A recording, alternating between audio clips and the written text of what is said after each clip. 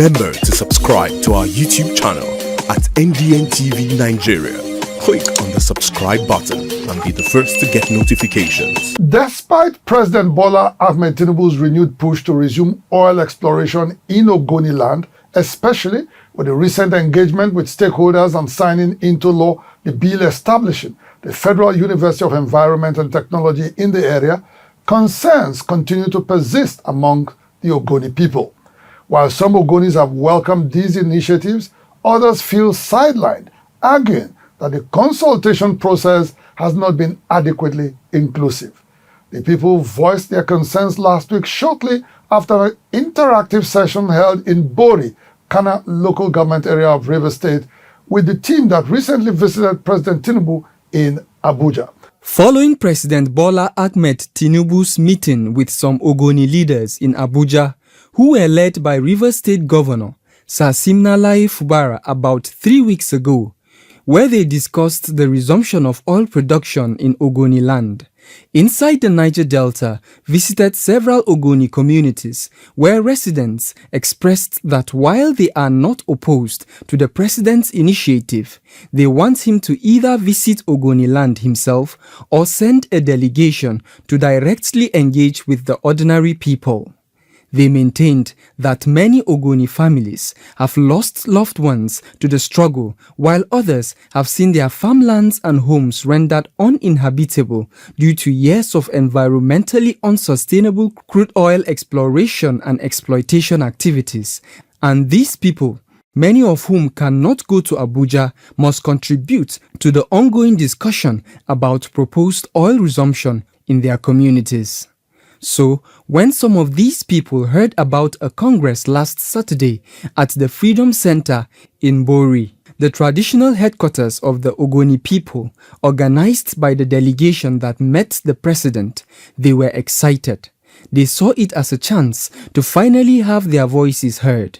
But that excitement quickly turned to frustration and resentment when the delegation finally arrived after keeping the people waiting for hours, only to spend about 30 minutes repeating information the people say was already in public space. You are pleased to report that on Monday, 3rd February 2025, the President signed into law the Federal University of Environment Technology in Ogoni land. There was also some infrastructural interventions that they were supposed to do. And I can also report that as we speak, they have put those in the current national budget. There was no room for comments or contributions from the people. And just like that, the meeting was abruptly ended as the delegation was hurriedly escorted by heavy security to their waiting vehicles.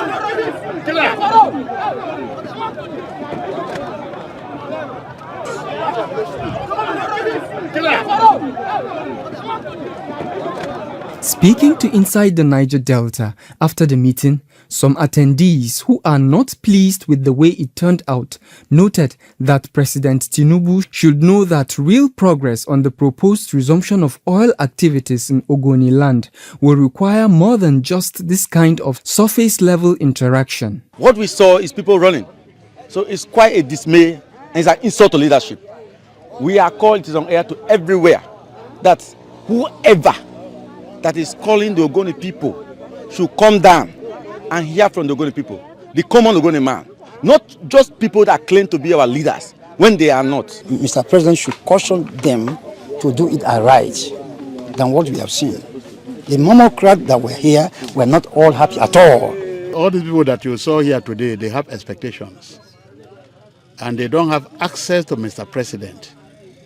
So the person that those who are mediating between the president and these people that you see standing here, that is where our contest is. Reacting to the announcement of a federal university in Ogoni land, some of the people acknowledged it as a positive step but cautioned that it could not serve as a substitute for the fundamental demands of the Ogoni people as contained in the Ogoni Bill of Rights. The university cannot be a replacement for the issue. So for that reason, I want to say, President, thank you, but no thank you.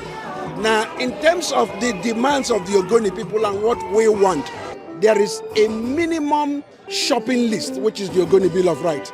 They also re-echoed their long-drawn-out demand for the exoneration of the Ogoni 9 executed in 1995, maintaining that justice for these martyrs remain a non-negotiable part of any reconciliation process.